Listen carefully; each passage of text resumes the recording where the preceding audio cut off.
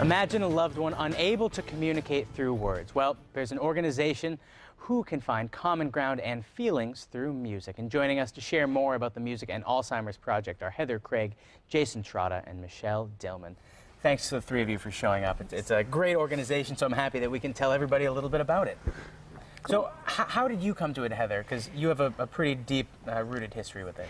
Well, kind of fluky, actually. I spent the last 12 years taking care of my husband, who passed away of end-stage Alzheimer's, and he had been a musician and a sound guy, so it was a fairly logical thing for me to use music with him. And at one of the points, I cared for him at home until he died, but there were a couple of points when he had to be in a nursing home because I wasn't well enough for a short period of time. And at this particular nursing home, there was a project going on through the Northampton Community Music Center called the Alzheimer's and Music Project. And I found out they found out all the same things I did when I was with him. It was pretty amazing. I was able to lower his use of pain medication and lower his use of anxiety medication and increase his alertness using music. And I think probably my favorite thing to do is take him out to concerts, and he would interact with people. So it's kind of like an alternative therapy to kind of use music, and maybe that can help take some of the pain away or take maybe some of the thought away from the disease. Exactly, and a really profound thing happened for us. And I think it's because both of us had spent so much of our lives together listening to music. And at the end, when he couldn't speak, certain piece of music would come on, for example, Billy Joel's And So It Goes, and he'd look at me and go, that, and you know, after a few weeks of this, I figured out he was saying, that's what I'm telling you.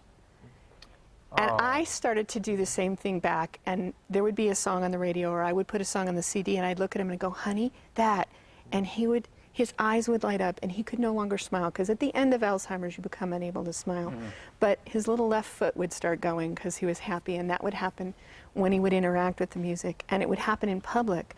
And some of the most invisible people are people in wheelchairs and people with dementia. So if you take a person in a wheelchair with dementia, most of the time people avoid them. And at a concert, people would flock around him because of his response to music, and it connected him to the world. And so you can obviously tell that it made such an impact on him, and it must be such an incredible kind of therapy. Jason, tell us a little bit about what you do at the Community Music School and the upcoming event that we're having. Well, we started this project in 2007 with funding from the FAO Schwartz Family Foundation, and we, at that time, Oliver Sacks's book, Musicophilia, had come out, and there was a lot of research being done about music being used in this clinical way. So we were very interested in the project, so we decided we had the connections with lots of students who made music, lots of performers in the community who could come to these nursing centers and make music with the residents there. And we did see very profound things. We had people who hadn't spoken for many months at a time who started by singing along with the music they were familiar with, and then starting to be able to recall memory and start talking about things in their past.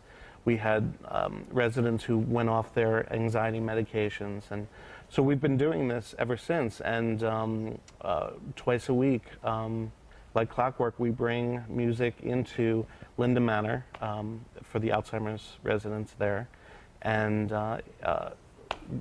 when Heather came to me and said, we'd love to sort of, help you with your project and keep it going, that's how this project came to be. Well, unfortunately, we're out of time, but the public can get involved in this project. Actually, coming up on the 17th, there's a night of fun and music and entertainment, and everyone's invited. And correct. You can, what does the money go to, really quick? The money will go partially to the music program, partially to the Neil McManus Memorial Fund, which will be giving out grants, caregiver grants. I could sit and talk with you three about this all day. I want to thank you so much for the work that you're doing in the community.